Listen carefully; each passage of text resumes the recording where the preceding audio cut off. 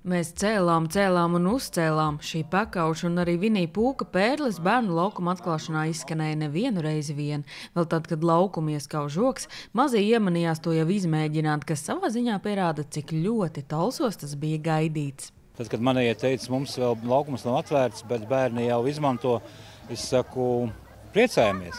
Sliktāk būtu, ja mēs nebūtu nevienu bērnu. Tāpēc atklāšanas dienā sanācis jau krietns bariņš laimīgu bērnu. Šeit vēl šūkt un kāpelēt. Vai tagad tā vecmāmiņai tev šeit būs jāved katru dienu? Jā. Varbūt vairākas reizes. Pēc skolas, nākot no skolas, mēs atnāksim. Jā.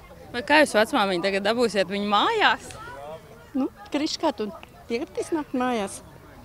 Nē. Gan jau izdomāsim, kā, vai ne? Mēs nolemsim, ka rīt atkal nāksim, vai ne?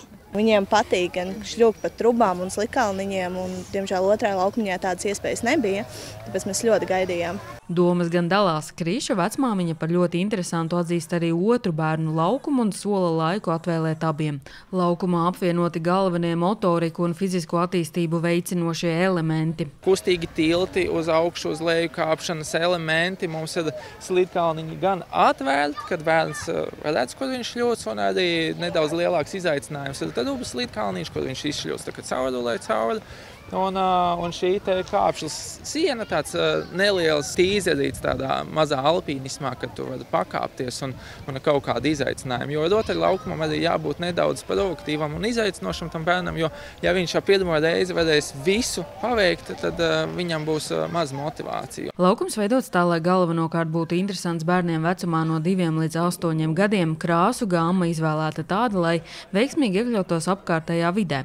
Šī ir Talsu komersantu kluba dāvana savai pilsētai. Protams, ka mums būtu varbūt lielāks prieks, ja mēs būtu viņu realizējuši tā pilnā apjomā, kāds tas bija paredzēts sākumā kopā ar pašvaldību, kur šis projekts bija gan ietilpīgāks, viņš gan jaudīgāks, naudīgāks, viņš bija modernāks un lielāks. Šī projekta realizācija ir pozitīvs precedents tam, ka mēs esam spējīgi to izdarīt. Jā, tas nav viegli un ar šo te Talsiem ir par maz, bet es ceru, ka pašvaldība sarosīsies un sekos mūsu piemēram un turpinās šo te bērnu rotaļlaukuma attīstību koncepciju arī Talsos un novadā. Ieceres īstenošanai piesaistīts Eiropas Savienības Talsu novada pašvaldības finansējums, Sija Krauzers un akciju sabiedrības Talsu autotransports ieguldījums un uzņēmēju brīvprātīgais darbs. Teritorijā atgriezīsies arī sporta elementi un pašvaldības svētkos solīja, ka darbi pie Vilkmuižas ezera teritorijas labiekārtošanas turpināsies. Sanita Liepiņa, Terēza Matesone, TV9 Pakalni.